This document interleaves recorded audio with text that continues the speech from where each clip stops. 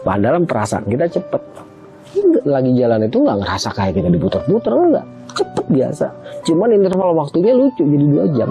Bangun, gue jalan. Ayo jalan, gue bilang gitu. Begitu jalan dia jatuh lagi. Nah begitu dia jatuh, kan gue di depan, gue nengok ke belakang. Nah gue ngeliat nenek-nenek yang bukan rambutnya putih, Rob. Nenek-nenek yang beda lagi, ini rambutnya. Ternyata si Neng ini ngebaca sesuatu, amalan lah. Bisa dikatakan amalan ini bisa apa ya, dalam artian tuh ngebenturin dia dengan makhluk-makhluk yang ada di sekitar.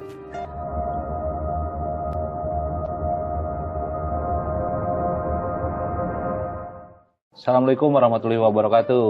Bersama saya dengan Saprol. Malam ini kita bertemu dengan Kang Arya. Apa kabarnya Kang Arya? Alhamdulillah. Alhamdulillah sehat terus. Selalu kita bercerita tentang cerita pendakiannya Kang Arya. Gitu. Malam ini nih Kang Arya, kita mau cerita tentang gunung mana? Gunung Slamet. Gunung Slamet. Itu tahun berapa Kang? Tahun 2010. Oke, langsung aja kita ceritain Gunung Slamet di tahun 2010 yang dialami dengan Kang Arya Sena.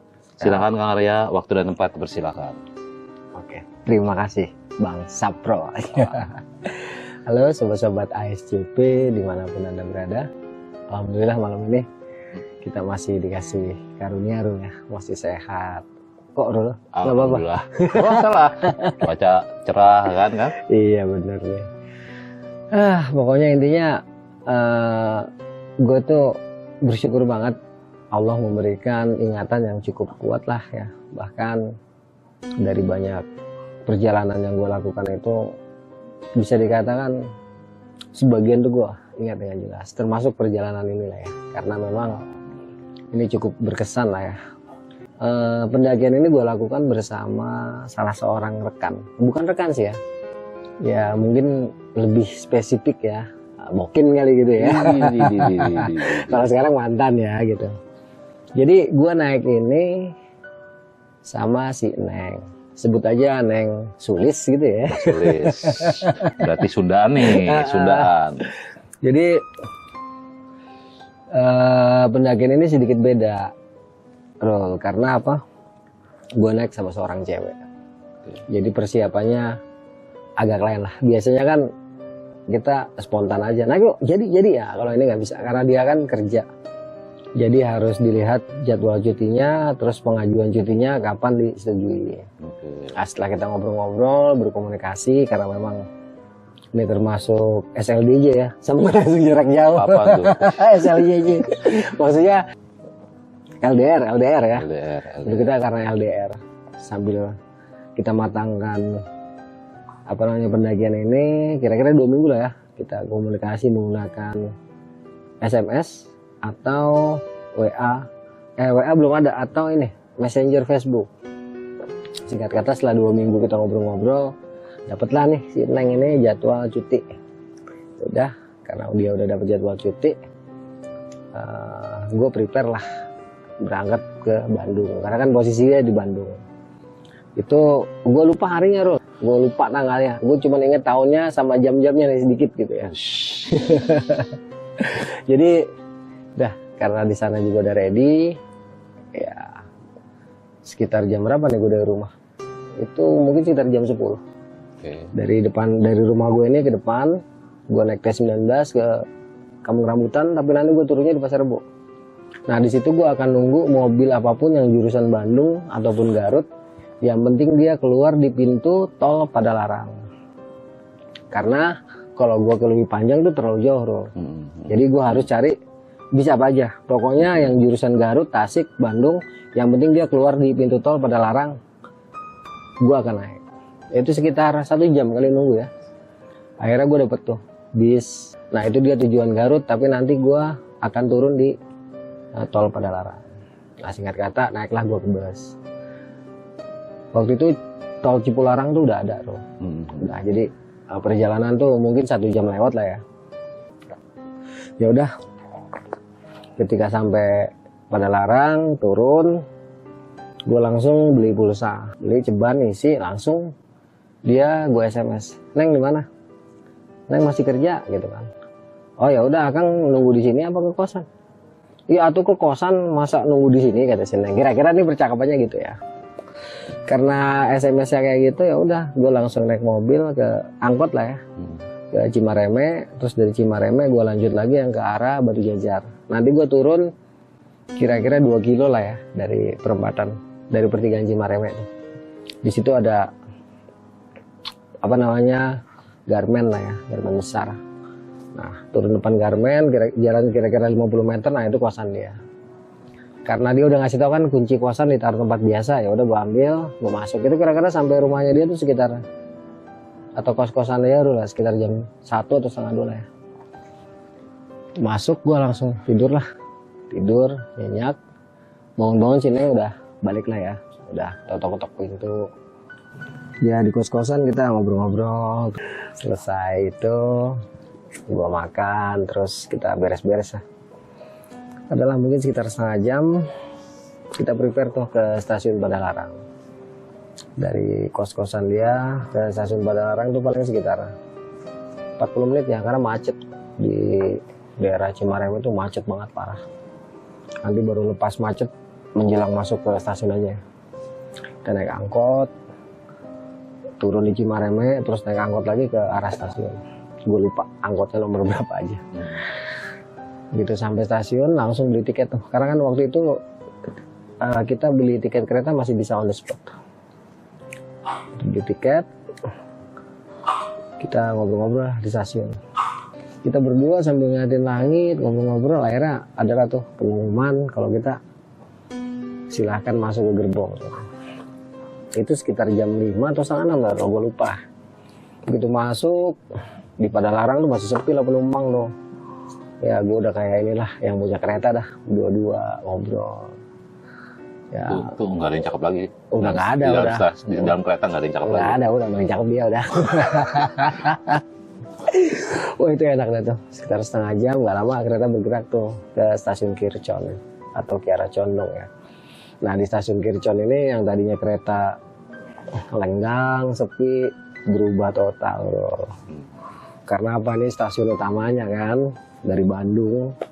Kalau nggak salah kita waktu itu naik ke Pasundan. Jadi wah ya penuh tuh kereta tuh langsung tuh. Sampai di bordes di mana-mana. Ya namanya kereta zaman itu ya. Masih bebas gitu, dalam artian kalau sekarang kan pas duduk aja. Kalau dulu kan nggak, orang diri lah.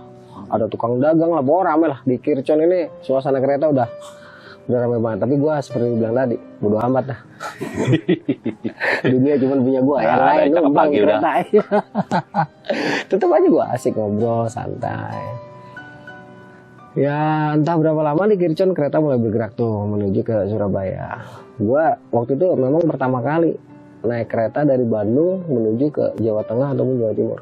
Ya, sampai akhirnya kita di Tasik. Nah di Tasik itu dia pengen minum apa, akhirnya gue beli minuman tuh. Jalan sebentar terus gue balik lagi. Nah begitu kereta udah masuk Ciamis, gue nanya nih sama salah seorang pedagang lah ya. Kan dulu kan biasa tuh di kereta lewat, dokasin ya nggak, nasi bungkus, nasi rames gitu lah ya. Tapi tahu tuh kan paling enak kan, ya, tahu Sumedang tuh. Ya, pas lewat situ mantep banget tuh. Nah kalau nggak salah juga ada yang jual semacam apa ya, semacam duku tapi bukan duku, apa sih namanya, benteng apa bonteng sih, apa sih. Dia kayak duku tapi asem gitu kan. Nah kalau nggak salah tukang itu lewat tuh. Gue tanya, akhirnya disaranin sama mereka, kalau Mas mau ke Purwokerto mending turun di stasiun Mospati kalau nggak salah. Kalau nggak salah nih, kalau nggak salah ingat. Oh ya udah, gue ucapin terima kasih. Nggak lama mereka berlalu tuh. Nah, udah kereta jalan lagi, nggak tahu berapa jam sampailah kita ke stasiun yang dimaksud, stasiun Mospati. Nah begitu turun, si Neng kan pengen pup tuh. Pengen pup gue lupa lah ya. Udah gue anterin dulu ke WC. Terus gue ngobrol nih sama kepala stasiun. Kata kepala stasiun jangan lewat depan, banyak calo gitu. Calonya galak-galak gitu. Oh ya udah makasih Pak. Nggak lama si Neng keluar. Ayo Kang, udah jangan lewat situ, kita lewat sana aja. Kita suruh ngikutin rel kereta ke arah ini, ke pintu penyeberangan tuh, namanya perlintasan kereta itu ya. Oh jangan di situ, nah gantian di sini gue pengen kencing. Kata si Neng, bukannya tadi ikutan, tadi belum pengen Neng, baru sekarang mau megangin apa kan? jorok kata dia gitu kan, jarang. Ya udah turun, selesai. Karena nggak ada daun, nggak ada apa, akhirnya gue ceboknya pakai inian, pakai apa namanya, pakai aqua gitu kan. Enggak, mending aku botol, kata dia, buang jorok. Udah ya, wah sayang orang gak kena ini, buang jorok, akang jorok gitu. Ah bodoh. Selesai gue pokoknya bercanda-bercanda sampai kita ke pintu perlintasan kereta, belok ke kiri. Ternyata betul di situ banyak orang nunggu bis gitu, tapi tanpa calo. Gak lama bis datang, ada kalau nggak salah 3 atau 4 ibu-ibu lah ya, kayaknya pada mau ke pasar. Gue naik bareng, begitu naik, gue tanya dulu nih untuk memastikan, Pak bener ini ke Purwokerto? Bener mas, katanya. Oh ya udah, gitu masuk. Karena memang di kereta gue kurang tidur, di bis itu gue langsung tidur, nyenyak dah tuh, apalagi dapat angin banyak lah ya.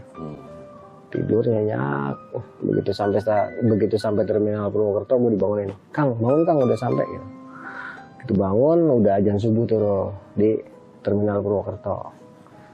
Udah kita jalan nyari Warmindo ya, warung makan Indomie ya. Di situ kita pesan teh manis, makan mie instan. Selesai, nggak lama gue cari tuh bus yang jurusan Pemalang, Purwokerto Pemalang. Karena kan gue nanti akan turun di Karangreja. Gitu lagi jalan, lihat ini kan lajur-lajurnya tuh kan ada jurusannya, dapat tuh dia tuh Purwokerto sama Pemalang. Udah kita naik gitu.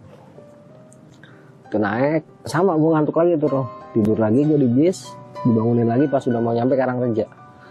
Waktu itu kita diturunin di tempat yang mau menuju ke arah Gua Lawa. Udah turun di situ, langsung jalan kaki tuh ke aspal, nyebrang kita, nunggu angkot. Nggak tahu berapa lama dapat angkot loh. Naiklah kita yang ke Pratin. Sepanjang perjalanan dari Karangreja ke Pasar Pratin gue lupa lah ya. Kita yang jelas tuh pasti ngobrol, cuma gue lupa obrolannya. Sampai kita di Pratin. Nah di Pratin ini kita belanja melengkapi logistik kita yang belum sempat kita lengkapi lah ya selama waktu persiapan di Bandung.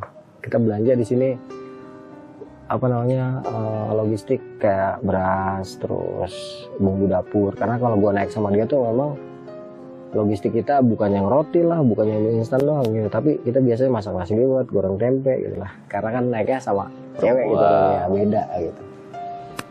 Setelah itu semua udah dirasa cukup, rokok dan lain-lain, udah kita naik lagi nih bak terbuka yang ke Bambangan. Terus sampai Bambangan sekitar jam 10 kurang lebih, atau jam 9 lah ya. Langsung urus perizinan. Saat itu bayarnya juga masih sukarela loh, masih belum harus sekian enggak. Ya apa namanya, udah selesai tuh registrasi, geraklah gua menuju ke jalur Gunung Slamet. Jalurnya belum kayak sekarang, masih jalur yang lama ya. Dalam artian nanti kita keluar dari rumah Pak Kadus tuh naik kira-kira 50 meter. Kalau sekarang kan dilurusin, kalau dulu enggak. Kita yang sekarang ada gapura itu nanti kita belok ke kanan. Belok ke kanan, turun sampai ke apa namanya dasar kayak kali kering ya, lembah. Terus kita belok ke kiri, kira-kira 100 meter kita ketemu ladang gentang. Ladang gentang, liak-liuk kita ketemu ke lapangan bola. Nah, pada tahun 2002 di mana gue ngalamin kejadian bersama Bunga dan lain-lain, kan kita dibelokin ke kiri nih dari arah lapangan bola, terus ketemu pos payung. Pada tahun itu udah enggak, kita dibelokin ke kanan, lapangan bola, naik punggungan, bunganya parah, enak banget. Saat itu pohon pinusnya masih kecil-kecil loh, belum gede. Terus nanti baru menuju ke jalur yang lama. Nah di sini gue awalnya sih gue nggak mau inget-inget terus ya, dalam artian gini, udahlah itu kan kejadian udah berlalu gitu. Lagian kan gue juga udah balik lagi ke sini, gue udah berkomunikasi dengan mereka ya, gue udah dengan izin Allah dapat pelajaran juga, udahlah nggak mungkin ada apa-apa nih. Tetapi kan gue naik sama orang yang matanya juga tajam bro gitu, karena kan dia juga bukan keturunan orang sembarangan nih, Sineng ini. Ini anak tajam juga gitu. Semasa perjalanan ini kadang-kadang kalau gue ingat peristiwa itu ya, gue kadang-kadang merinding bro, karena emang peristiwanya asli bikin banget apa ya, masuk lah ke dalam jiwa itu ya, bikin bergetar hati. Tapi kalau gue inget pas gue kembali ke sana ya gue anteng lagi gitu. Jadi gue ada di pertarungan batin gue sendiri lah ya. Percis ketika waktu gue habis kejadian 3 bulan kemudian gue balik lagi ke sana. Inti kata perjalanan itu seperti itulah. Gue bertarung sama diri gue. Begitu kita lewatin pohon yang dulu gue pernah kejadian sama si bunga itu baru gue agak enak loh. Ini lokasi ini. Dari sini sampai ke bawah letak makhluk itu berada ya. Iblis bertanduk 3 dengan mata 1, tangan kiri megang pedang ular, tangan kanan megang pedang ular. Ini lokasinya teman-teman. Dari sini sampai ke bawah. Energinya udah mulai mantap ya. Tapi alhamdulillah karena memang kita datang ke sini sebagai rekan, sebagai sahabat. Insya Allah, alhamdulillah sambutannya oke banget. Bagi yang paham aja ya, yang nggak paham gak usah komen. Walaupun pikiran gue tuh langsung melayang ke kejadian yang itu. Sorry kalau potong, ini kejadian 2002 sama bunga itu tuh? Yang... Iya, kejadiannya. Jadi kan gue lewat situ lagi kan. Itu habis kejadian sekali, 2007 sekali, dan ini 2010 gitu kan. Jadi memang yang namanya fitrah, rasa takut itu pasti ada. Tapi kan kita dibekali oleh kemampuan berpikir, ya, untuk tenang, untuk menyadari situasi dan kondisi kita, untuk menyadari keesaan Tuhan, untuk menyadari bahwa kita ditakdirkan memang untuk kesini lagi. Jadinya akhirnya tenang dulu. Walaupun pas naik itu hati gue mengatakan memang ada sesuatu, tapi nggak ngeliat apa-apa nih, nggak sama sekali ada penampakan, cuman gue merinding aja gitu. Nah si Neng ini baru begitu lewat pohon kembar, dia bilang, Kang, kok kayak ngeliat ada nenek-nenek ya? Itu gue agak kaget loh pas dia ngomong kayak gitu. Cuman gue nggak khawatir, karena dia nih bukan yang biasa lah gitu ya, dalam artian dia bukan seperti bunga gitu kan, dia beda nih gitu, ada sedikit perbedaan gitu. Begitu dia ngomong kayak gitu, sempet gue, wah jangan kontak ya. Gue sempet mikir gitu kan, wah kontak apa enggak nih? Tapi gue berpikir jangan kontak. Akhirnya enggak. Terus si Neng juga ngomong, perasaan Neng doang kali gitu. Udah buru-buru jalan, sampailah kita ke pos 1 tuh. Nah itu cuaca agak mendung ya, agak mendung. Begitu sampai pos 1 udah ada 4 cowok di situ kan. Begitu sampai, ini mungkin cowok-cowok ngeliat si Neng kan cakep ya, tinggi, cantik, bodinya bagus. Begitu ngeliat ada barang bagus begitu langsung pada action. Langsung cowok pada di gunung ngeliat cewek udah kayak tahu udah. Langsung pada bertingkah lah. Ya istilahnya kalau gue mah selalu aja, gue cuek aja sih. Nengnya juga malah jutek digituin kan. Sempet lah kita ditakut-takutin di sini kan. Kang berdua-dua doang naik ke Gunung Slamet, nggak ngeri apa? Di atas serem loh, ntar sama rantu gini. Mereka pikir nih gue baru kali ini Gunung Slamet ya. Gue waktu itu cuman, iya, dalam hati gue bodo amat. Lu mau ngomong di atas ada jin kepala 2.000 juga bodo amat, gue pikirin. Orang gue naik sama malaikat cantik nih, gitu. Ada setengah jam kita ngobrol-ngobrol tuh, cowok cari aksi, si Neng malah jutek kan. Mungkin karena si Nengnya jutek nggak ngerespon, akhirnya mereka turun. Udah bang, hati-hati bang, di atas berdua lagi sama cewek gitu kan. Dan nanti gue kode, gue mikirin. Kalau mau jadi iblis, gue yang paling iblis. Nah, ngiri dong nggak ada ceweknya. Ya. Udah tuh, jalan lagi dari pos 1 ke pos 2 aman lah. Jalannya kan treknya tuh udah mulai nggak enak lah ya, udah mulai parah. Di pos 2 kita istirahat, minum, terus si Neng ini kan besi, jalannya tuh cepet dia, fisiknya bagus banget. Jadi gue suka ketinggalan. Jadi kadang-kadang tuh gue teriak-teriak, woi jangan buru-buru gitu. Dia jadi ninggal gitu. Gue sebenarnya agak deg-degan, takutnya gini loh, di saat dia lagi sendirian itu ada sesuatu gitu. Tetep lah rasa khawatir itu ada kan, soalnya kita penanggung jawabnya gitu kan. Jadi gue teriak-teriak mulu. Ntar giliran udah ketemu, apaan sih bang, bawel banget. Bukannya bawel Neng, ya khawatir kan. Tungguin apa? Ya sepikir begitu, khawatir padahal pak ngap. Nah dari 2 ke 3 sampailah ke titik di mana nanti kita ketemu. Sekarang udah nggak lewat jalur situ loh. Sekarang dipelipirin ke kiri. Kalau dulu kita masih belok ke kanan, nanti kita akan ketemu satu lokasi di mana pohonnya tuh lebat banget. Di sini rubuh pohonnya, di sebelah sini rubuh, sebelah sininya dia berdiri. Nah di atasnya itu kalau memang teman-teman pada ngeh ya, yang naik-naik di daerah itu kayak tanduk sekilas dilihat pohonnya. Nah ini daerah anyes banget. Nah begitu masuk sini, si Neng langsung diem tuh. Dia kan jalan di depan. Dia diem nungguin gue nih, gue di bawah. Begitu sampai gue tanya, tuh nungguin. Dia diem, ngeliatin satu titik terus senyum kan. Gue bilang kenapa, ngeliat sesuatu? Enggak kata dia. Gak mungkin, gue bilang. Karena dari situ sekitar 50 meter udah sampai pos 3 tuh. Nah dia berdiam tuh di situ nungguin gue. Begitu udah ketemu, ya udah jalan. Akang duluan ya. Kalau Akang di depan, Akang nggak bisa ngeliat kamu. Akang nggak tahu kamu di belakang ngapain aja. Tapi kalau kamu di depan, Akang bisa lihat kamu dan Akang bisa lihat apa yang kamu lihat. Ya jadi fungsi pengawasan dari Akang berjalan. Tapi kalau Akang di depan, Akang kan nggak bisa ngawasin kamu, kan capek bolak-balik. Oh gitu kan? Ya udah kamu di depan aja. Ini anak kan juga dulunya ketua umum cinta alam lagi sekolahnya di SMA. Jadi emang mentalnya juga bagus loh. Akhirnya gue yakinin tuh, udah jalan nggak apa-apa. Orang ada Akang kok, ada Allah, ada Rasulnya. Tapi kan kita banyak dosa. Ya udah dosa jangan dipikirin. Udah kejadian nih kayak gitu.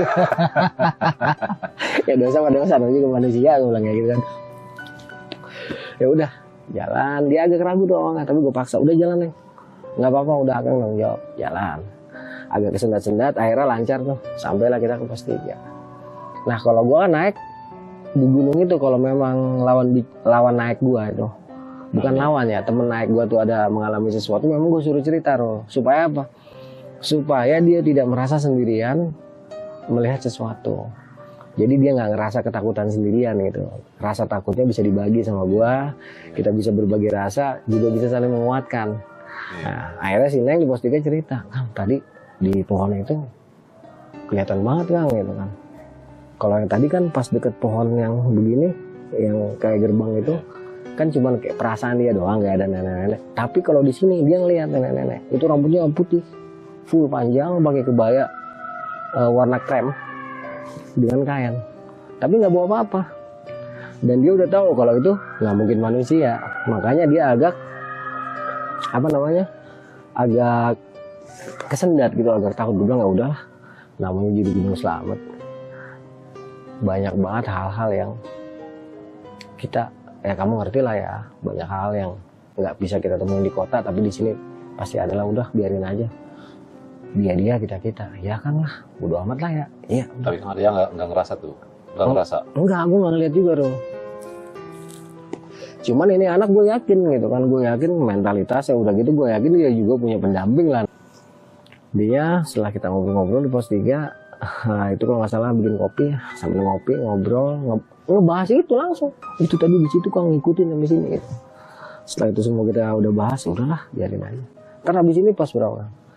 Di depan sama Rantu, gue bilang itu. Ini pembicaraannya nggak tepat begini loh ya, tapi memang ada pembicaraan yang seperti ini gitu. Nah, poin-poinnya seperti ini gitu. Kalau nggak diceritain nggak enak lah ya. Kalau sama bener bohong. Ya Neng ya, ya Neng ya. Kalau nonton Neng ya. Ya udah. Nah, gue bilang di atas itu namanya Samarantu lah. Samarantu kan ini Kang terkenal. Ya udah biarin aja.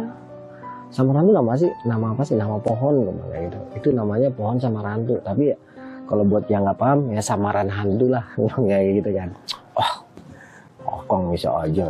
Iya serius. Udah jalan aja bodo amat kayak gitu. Jalan kita. Nah begitu jalan dari 3 ke 4 ini si Neng mulai sering berhenti.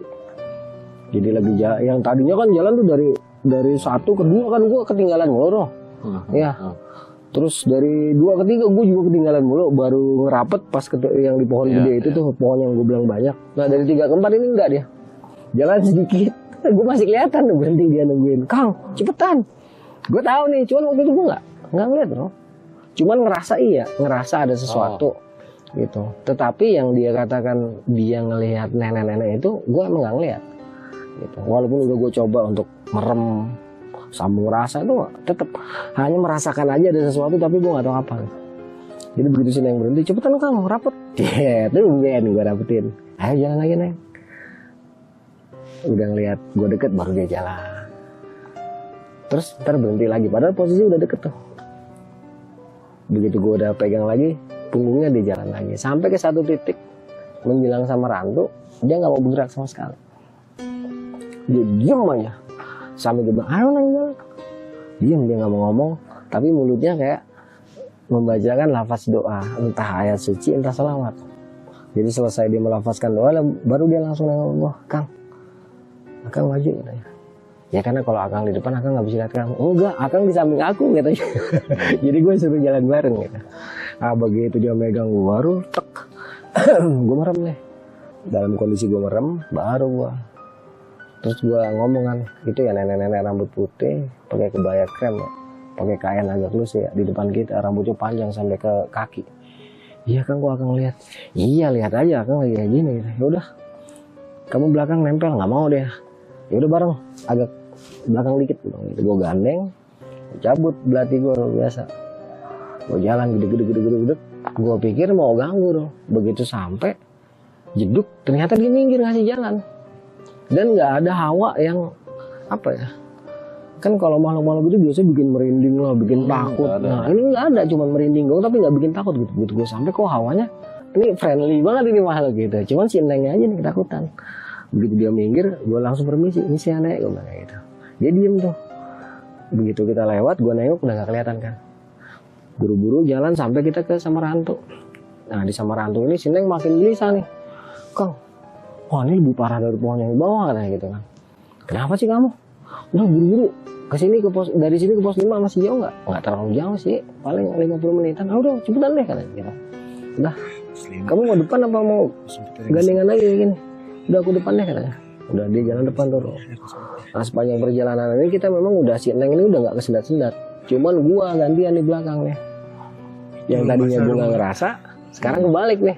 Justru si Neng yang cepet, gua mulai nengok-nengok ke belakang dulu. Karena apa di belakang gua ngerasanya kayak ada orang bro. Kayak ada orang ngikutin gue, tapi setiap gue nengok kok nggak ada. Tapi kalau gue jalan ke depan, mata gue kan padahal ke depannya, cuman di belakang tuh kayak kelihatan ada sesuatu gitu. Lama-lama gue coba merem, gue bilang Neng, sebentar ya, gue coba merem, kok kayak nenek yang tadi gitu. Maksudnya apa ngikutin? Dia ngikutin, tapi gue nggak merinding, gue nggak ketakutan lah ya. Rasa takut ada, merinding ada, tapi gue nggak ketakutan lah. Nengok penasaran nggak ada. Itu terus sampai kita ke pos 5. Begitu menjelang saya pos 5, udah tuh gak kelihatan. Itu kan Gubuk Seng terkenal ya. Pos 5 ini tempat istirahat banyak pendaki karena apa? Di bawahnya sebelah kiri itu ada mata air. Jadi memang pendaki rata-rata ngebase di situ karena deket sama air. Ketika itu gue sampai sekitar jam 4 atau jam 5 atau jam setengah 5 ya kurang lebihnya. Itu belum ada pendaki. Baru gue doang berdua sama si Neng. Awalnya gue bilang, waduh, dua-dua doang nih. Jangan-jangan yang jadi setan gue deh gitu kan. Udah gak mikirin setan gue. Gue malah mikirin diri gue yang kesetanan dirinya gitu kan. Nah untungnya menjelang maghrib ada dari Bekasi sama dari Bandung tuh sekitar 7 orang. Gue taunya pas mereka ngomong Sunda terus nanya sama si Neng balas pakai bahasa Sunda. Terus ditanya lah dari mana aja Kang. Dari Bekasi sama dari Bandung, cuman mereka kuliahnya di Bandung. Akhirnya udahlah kita ngobrol-ngobrol sama mereka. Dalam hati gue, alhamdulillah nggak jadi setan gue nih. Berdua-dua doang daripada digangguin setan, mendingan gue jadi setan ya gitu. Udah masuk maghrib, makin banyak datang roh. Jadi Pondok Seng yang tadinya cuman sekitar 10 orang ya sama gua atau 9 orang itu jadi adalah sekitar 15 orangan tuh. Jadi ada yang ngebase di luar buka tenda, ada juga yang buka tenda di dalam. Udah suasana agak ramai karena memang capek. Setelah makan kan waktu itu gua nggak bawa tenda ya, cuman bawa playseat lah ya, bawa ponco. Dan di Gubuk Seng itu kan ada balai-balainya. Udah kita istirahat di salah satu ruas di balai-balai tidur. Untuk tidur ini banyak lah apa namanya, kita tuh bangun-bangun lah nggak nyenyak gitu. Nah sempet lah mimpi kita berdua. Gue pikir mimpi gue sama mimpi dia tuh beda, nggak taunya nanti ternyata sama gitu.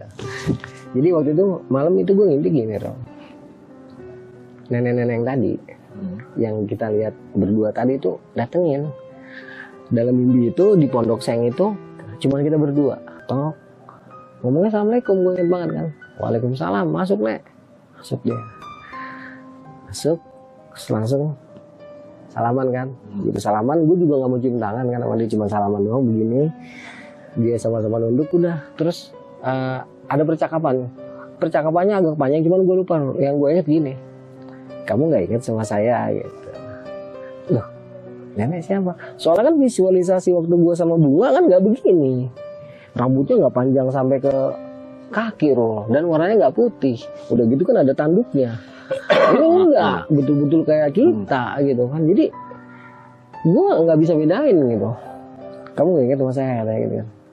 Enggak nek, ya udah nggak apa-apa, kamu di sini aja, bilangin sama istrimu gitu. Nyebutnya si nenek itu ke si Neng itu istri, pada waktu itu belum. Gue bilang oh ya nanti bilangin, nggak usah takut gitu, nggak usah apa ngebaca bacaan yang nyerang atau gimana lah gitu. Gue bilang oh ya.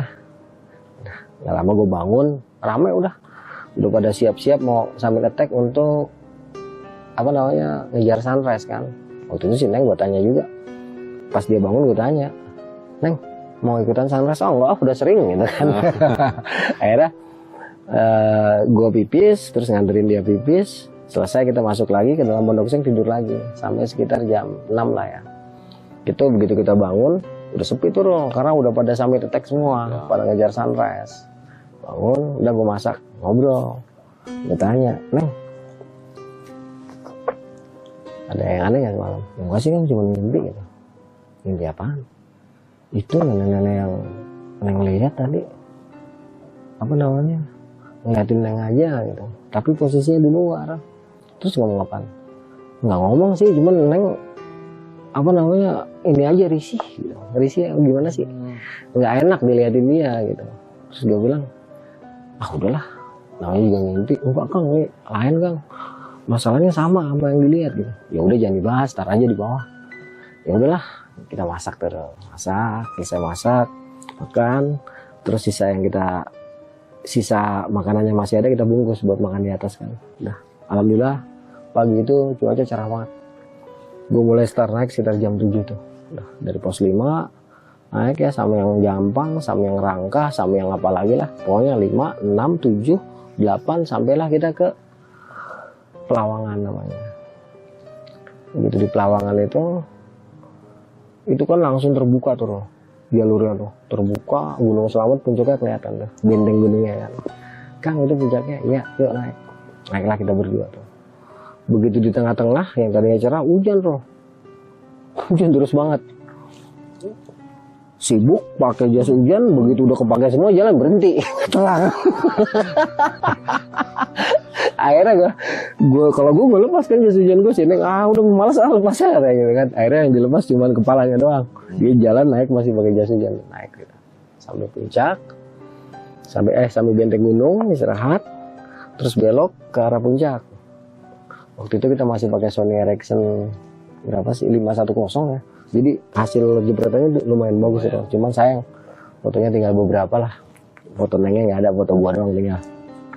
Kita foto-foto di situ, ngobrol-ngobrol, terus nanya, Kang, ke sono apa katanya? Di sana itu Tugu Surono, kamu mau ke sana juga? Mau Kang katanya.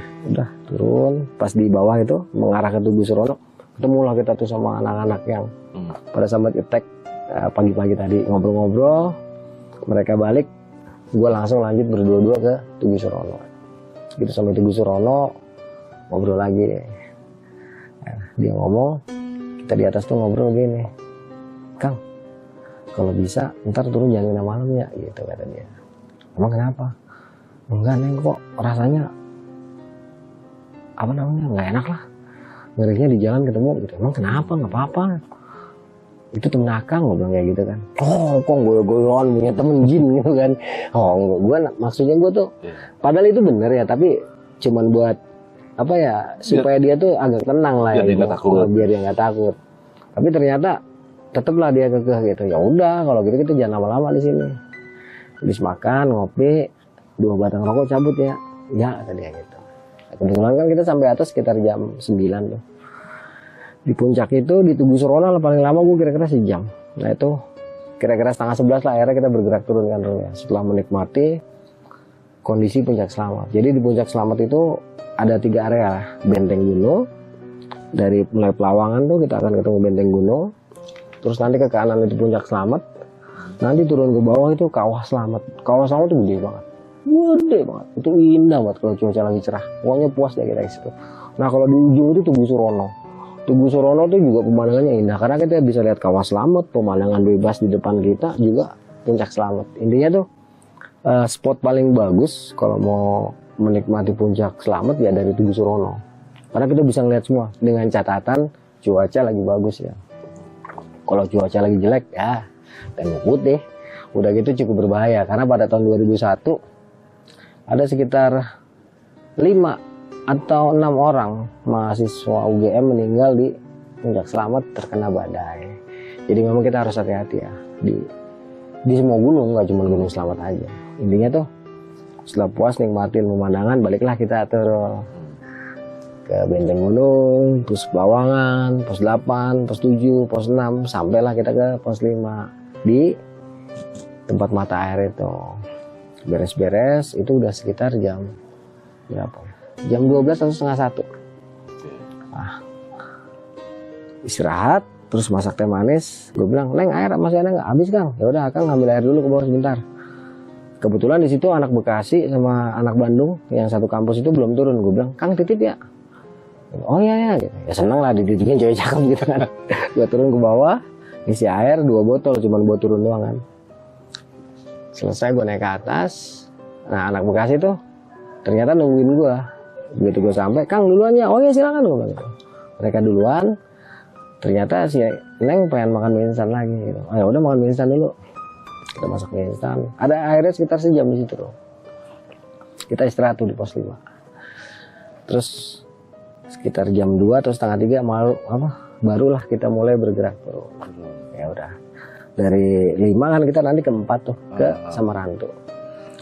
Panjang perjalanan turun ini kalau naik aja cuma 50 menit berarti turun setengah jam lah ya, bahkan bisa kurang kalau kita cepat karena lari kan. Udah kita turun tuh tak setengah lari. Nah begitu masuk Samarantu kayak gitu lagi. Pas di Samarantunya, pas kita mau keluar Samarantu menuju ke pos 3, sini nggak mau bergerak. Kamu bergerak deh, diem aja. Gue tanya, Neng jalan. Kayak kemarin lagi kan, Roh. Dia nggak mau jalan. Akhirnya gue gandeng langsung, ayo jalan. Kaget dia. Ayo, gue bilang kayak gitu kan. Terus si Neng, gitu kan. Udah gue seret, jalan kita. Begitu udah deket sama si nenek itu, dia nggak mau bergerak sama sekali. Nah, gue kan nggak ngeliat ya, Roh. Gue harus merem dulu kan. Gue merem, gue baca di depan gue. Itu si nenek malah senyum, Roh. Ini ngelihatnya bukan pakai mata kasar ya, soalnya kan gue posisinya merem ngelihatnya. Nah kalau si Neng ini memang beda, mungkin udah dibukain mata batinnya lah, udah dikasih pagar lah, ya macam-macam gue nggak ngerti ya.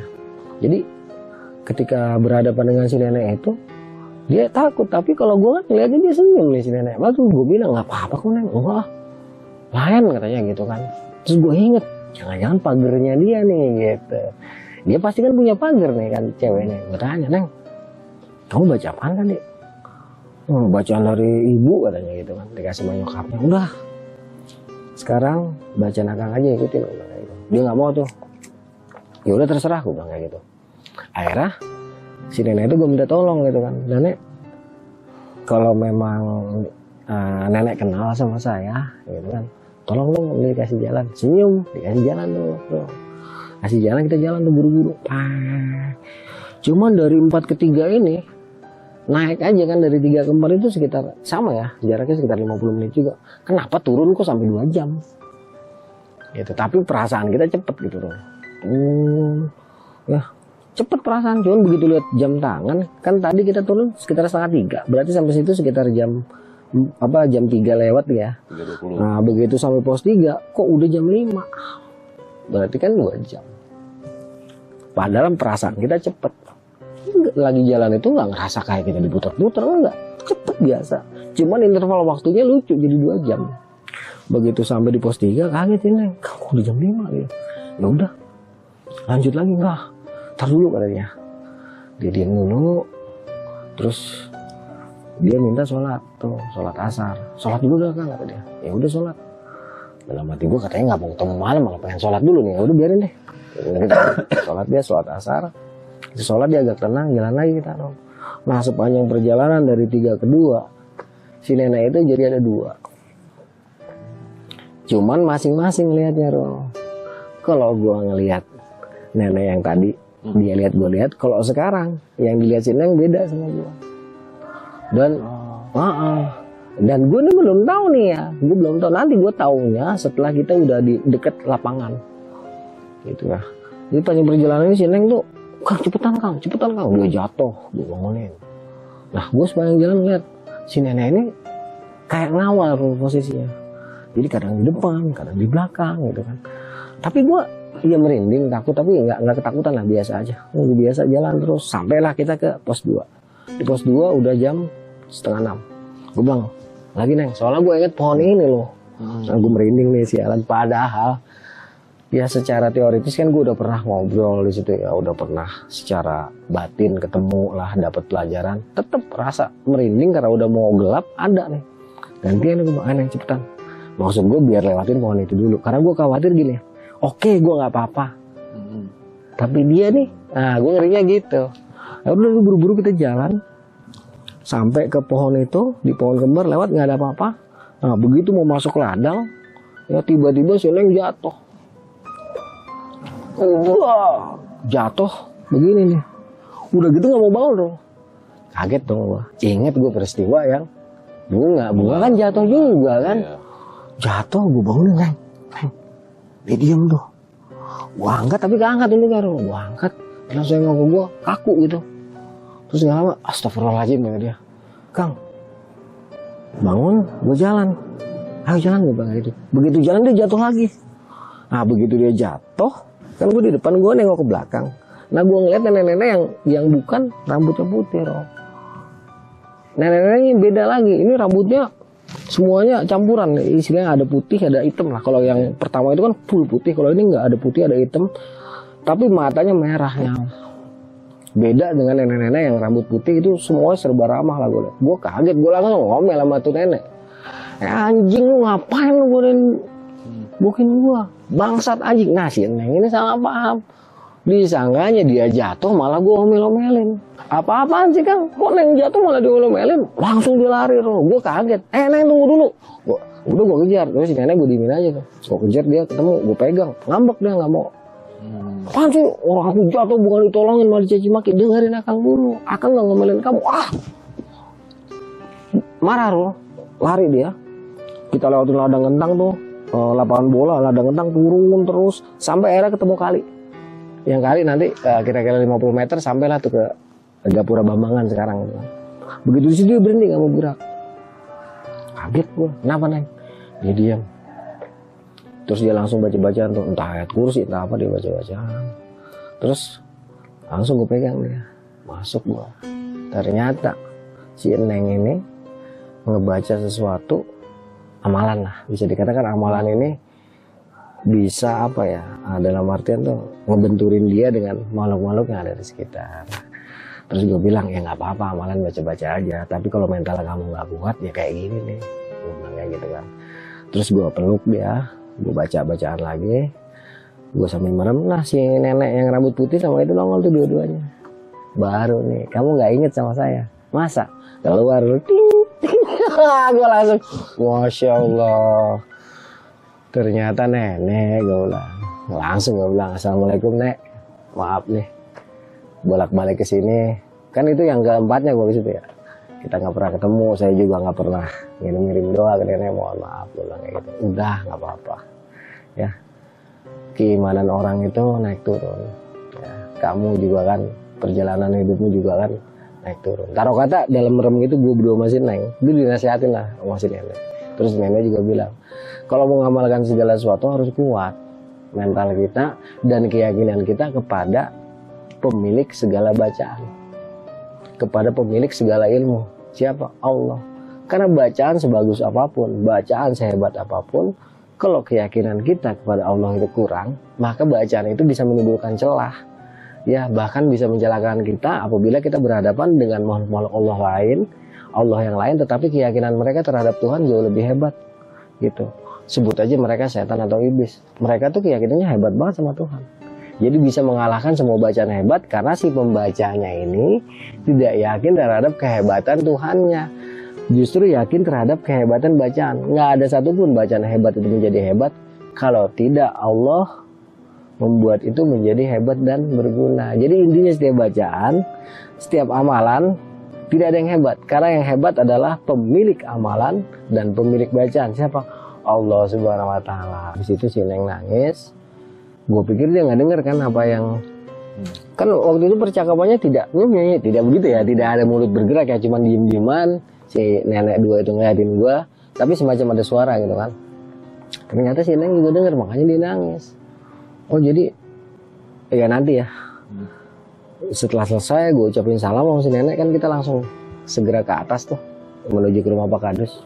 Nah begitu jalan aspal menuju ke rumah Pak Kadus, ini baru ngomong, oh jadi gitu kan ya. Ya iyalah, kamu mau punya hijab, mau punya apa juga, kalau kamu nggak yakin sama Allahnya, kamu yakin sama bacanya kayak gitu. Terus ya untungnya Akang tuh kan, Akang udah ngomong, Akang kenal sama mereka gitu. Akang nggak bohong ya? Ya enggak lah, kan Akang tahun 2002 pernah kesini. Terus Akang bolak-balik selalu, ya baru ini lagi pas naik sama kamu, ketemu sama mereka tuh, kayak gitu kan. Udah tuh, sampai kita ke rumah Pak Kadus, istirahat. Istirahat, minum teh manis, pesen soto ayam. Makan soto ayam, tidurlah kita turun. Tidur, ya beberapa kali bangun, tapi udah gak mimpi, udah gak apa ya. Intinya, datanglah pagi. Pagi itu dia mandi, gue sempet diomelin suruh mandi. Tapi karena dingin gue ogah dingin gue. Jorok kata dia gitu kan. Selesai packing, pamitlah sama Pak Kadus menuju ke Pasar Pratin. Nah sepanjang perjalanan ini ya gue jelasin lagi gitu kan. Ya Neng, besok-besok bacaan alif aja ya. Kita baca cuma A baru alif. Kalau kita udah besar yakinnya kepada Allah, maka itu juga bisa jadi kekuatan. Karena makhluk-makhluk ini jauh lebih pintar dari kita untuk urusan seperti ini. Kalau mereka nggak lebih pintar dari kita, gimana cara mereka nyesatin kita? Ya, karena itulah mereka diberikan kepintaran soal nilai-nilai keesaan, kandungan-kandungan dari ayat itu lebih dari kita. Karena apa? Untuk menggoda. Kalau mereka lebih bodoh dari kita, mereka nggak mungkin dikasih tugas menggoda, Neng. Masa iya yang goda lebih tolol daripada yang digoda? Nggak mungkin dong. Jelas-jelas penggoda itu lebih pintar daripada yang digoda. Karena itulah banyak orang kena kegoda sama dia. Oh gitu kan ya. Ya udah turun sampai diperhatiin, ganti mobil, lanjut lagi ke ini, ke Karangreja. Berangkat kita naik kereta, tapi pulang kita naik bis. Jadi dari Karangreja kita ke Pemalang, dari Pemalang kita ke Tegal. Itu sampai Tegal sekitar jam 12. Istirahat tuh di depan terminal Tegal. Gua nggak mau masuk ke dalam. Ada sekitar sejam nunggu mobil, naiklah kita ke bis Tegal Bandung. Begitu sampai di dalam bis, ada pengamen nyanyi dong. Ini lagu gue inget lagunya Iklimnya. Bukannya aku tak cinta, bukan pula aku tak tega. Ya tebak lagu siapa? Tetapi orang tua yang tak merestui cinta kita. Itu lagu gue ingat sampai sekarang bro. Itu ngapain nyanyi lagu itu, si Neng langsung bilang mama gak setuju sama kita. Jadi lagu itu masuk karena ibunya dia gak setuju. Dia dapat duda anak 3 kan, calon duda gitu kan. Emaknya dia gak setuju tuh dengan hubungan gue. Sedangkan si Neng ini kan gadis, gue duda gitu kan, calon duda gitu. Nangis lah dia di mobil sambil meluk. Gak perlu udah ada orang banyak. Gimana Kang? Gak tau lah gue. Neng, biarin aja Allah berkehendak seperti apa. Sekarang kita jalan aja, yang penting kamu pulang ke rumah. Gak usah pikirin. Mau seluruh dunia gak setuju, kalau Allah menghendaki kita bersatu, kita akan bersatu. Mau seluruh dunia setuju, kalau Allah tidak menghendaki kita bersatu, maka kita tidak akan pernah bersatu. Biarin Allah yang nanamin cinta di dalam hati. Dan Allah juga yang cabut. Udah gak usah pikirin. Kalau memang nanti dicabut rasa cinta kita, pasti hilang sudah. Serahin aja. Sudah serahin aja. Udah akhirnya dia tidur dah di pangkuan gue turun. Sampai ke Cirebon. Di Cirebon tuh ngetemnya lama. Ada 2 jam kali, buset gue sebel banget. 2 jam baru jalan menuju Bandung. Dari Cirebon tuh sekitar jam 4 sampai Bandung. Terminal apa sih namanya yang di Bandung tuh? Bukan lebih panjang, satu lagi dalam kota. Terminal apa ya? Gue di Bandung jadi pada lupa sekarang. Apa? Ledeng? Bukan Ledeng, apa sih?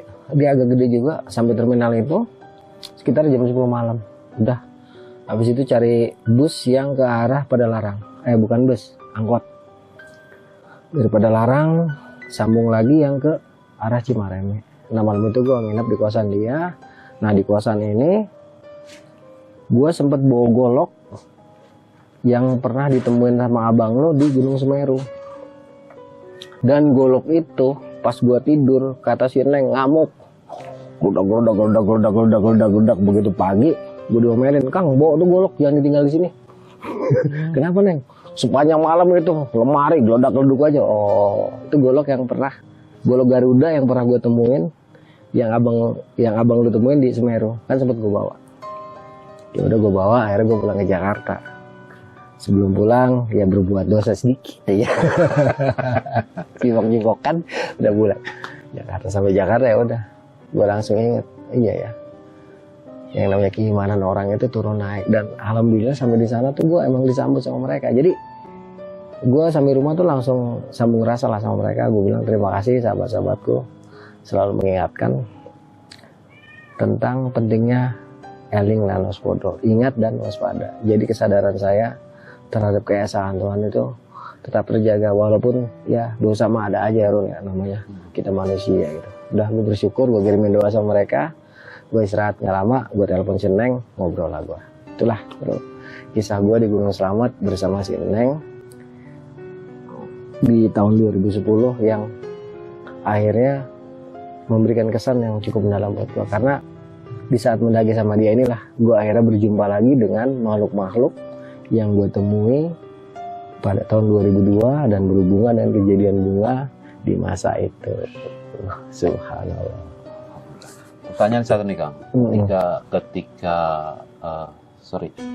si tanduk itu keluar, itu kedua-duanya Kang? Si nenek kedua-duanya? Dua-duanya, iya. Yang tadi matanya merah sama yang baik gitu? Iya, semuanya kelihatan. Tapi rambutnya bukan ular, jadi gue langsung kenalin, oh iya ternyata inilah yang ngobrol sama gue di pohon. Di pohon apa namanya, di pohon yang kayak gerbang itu gitu ya, pohon yang kembar itu gitu. Tapi di sini mereka nggak neror, nggak apa, justru seperti apa ya, memberikan pelajaran lah. Percuma mau baca hijab akbar sekalipun, hijab apapun, kalau kita yakin sama bacaannya bukan sama yang punya bacaannya, itu jadi nggak berguna loh. Malah akhirnya kalau dianya jahat, kita bisa kesurupan ini si Neng atau siapa. Karena apa? Keyakinannya lemah terhadap pemilik bacanya. Tapi kalau keyakinannya tinggi terhadap pemilik bacaan, terhadap alam semesta, bacaan apapun itu jadi hebat. Karena hebatnya di Allah, bukan di bacaan gitu. Jadi kalau kita mengamalkan segala sesuatu, yang hebat itu bukan amalannya, tapi Allah lah yang hebat. Barulah itu makhluk lain ngeri. Karena apa? Yang dilihat bukan bacaannya, tapi pemilik dari bacaannya. Karena mereka tahu, wah, ada Allah di situ, siapa yang berani ngelawan Allah. Jadi justru gue dikasih pelajaran gitu sama si Neng. Jadi punya amalan kayak apapun, punya hijab kayak apapun, punya pegangan kayak apapun, kalau kita tidak menghebatkan Allah yang paling di tempat yang paling hebat, maka nggak ada yang hebat. Semuanya akan biasa-biasa aja. Karena makhluk Allah tuh banyak yang lebih hebat dari kita, banyak yang lebih sakti dari kita, dan banyak yang lebih tahu pengetahuannya tentang hal seperti ini daripada kita. Itulah kita diberikan kesadaran untuk itu. Jadi bacaan apapun nggak ngaruh kalau kita nggak yakin sama Allah. Kira-kira gitu lah. Yakin dulu sama Allah. Yakin dulu, baru deh baca apa aja. Karena itu pasti mempan.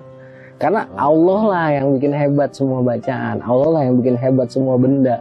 Allah lah yang bikin hebat semua makhluk. Ya bukan makhluknya hebat, bukan bacanya hebat, bukan bendanya, bukan, tapi Allah. Kalau Allah yang hebat, udah nggak ada yang lebih hebat dari Allah. Makanya pada takut bro, gitu.